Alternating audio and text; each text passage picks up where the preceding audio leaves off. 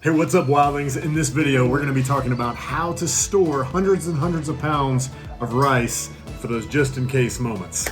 Let's dive in.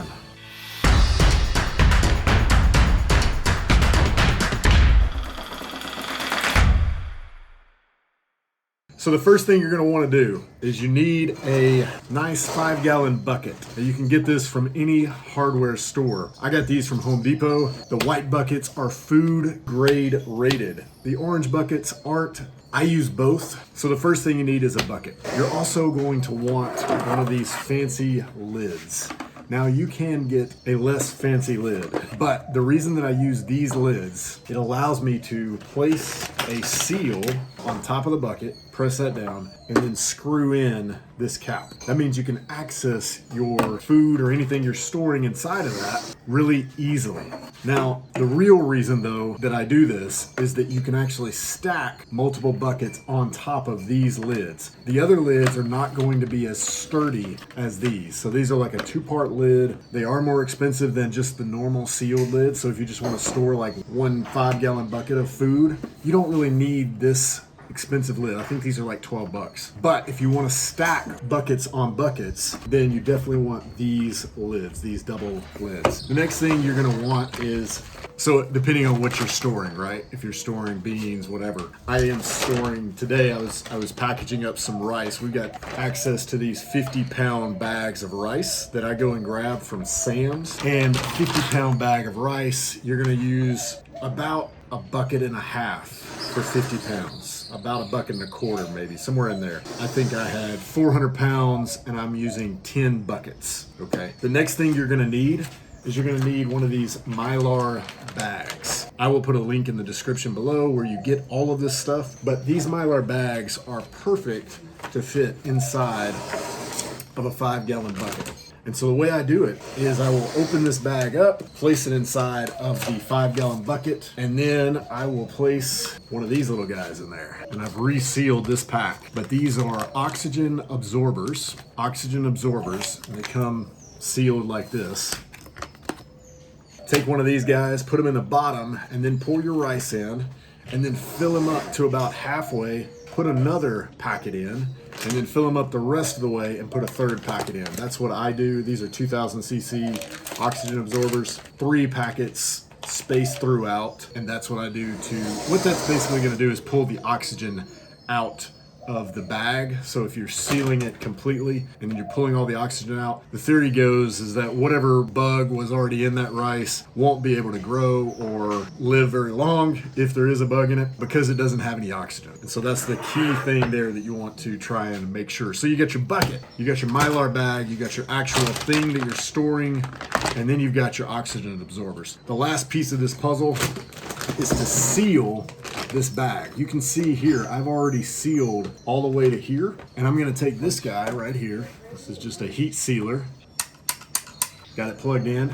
I'm gonna take that and I'm gonna seal the rest of it. Now notice that I've started at one end and I'm going to the other end.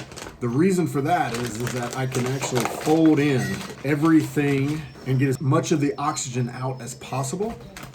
And then I just pull that last little piece out, and I'm gonna seal that dude right there. So that's the last little bit. And to seal it, it's very easy. Literally just clamp it down. And I like to seal to where I've got about an inch left right here at the end so that I can work the remaining oxygen out of the bag. I hold it for about 15 seconds. I don't know if there's a secret number for that. Make sure it's good and hot. Make sure you can't pull it apart after it's cooled down. Give it about 10 to 15 seconds. Press it nice and firmly, and then I'm going to work the rest of that oxygen out.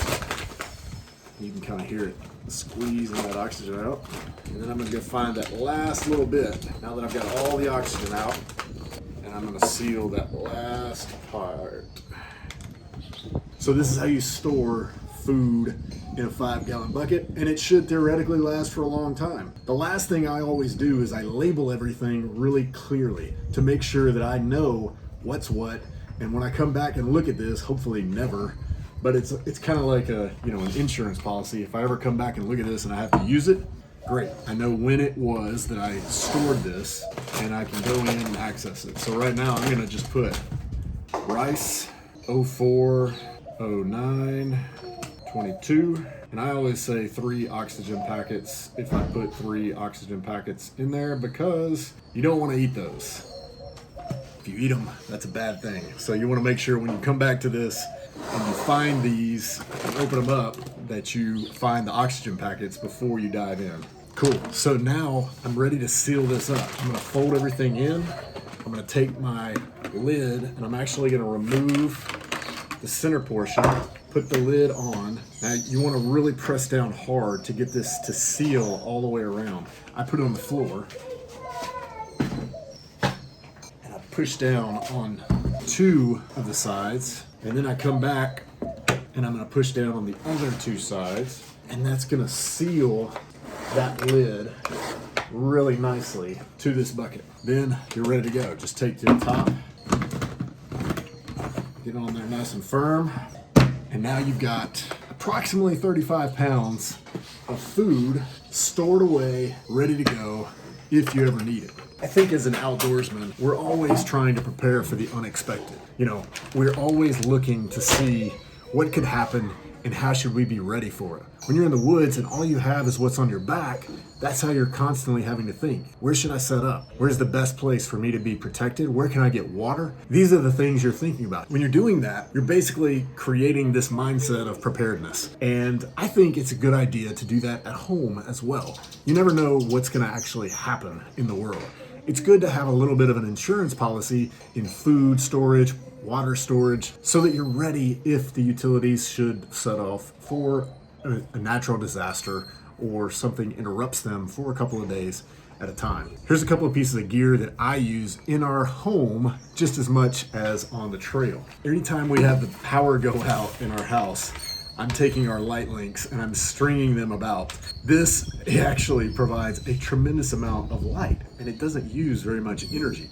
So I take a light link and we've got these little hooks, on them so you can connect them anywhere, and you can actually link a bunch of them together off of one power pack. And so we also have these power packs available in our store. These are lithium ion power packs, and they power a lot of these lights throughout my house when the electricity goes out. Another important thing, when the power goes out, I've got this out in the sun, our solar system. Now our solar system is a USB-C powered solar panel.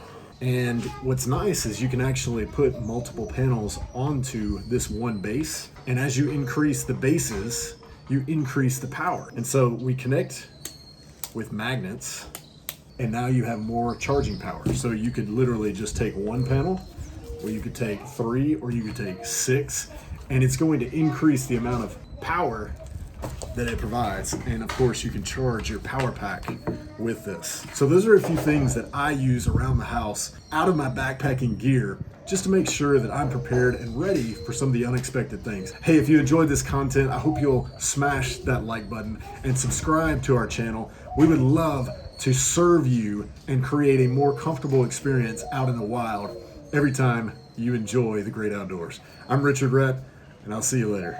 What are you doing there, bud? You tell everybody hey? Take a great. Have a great day.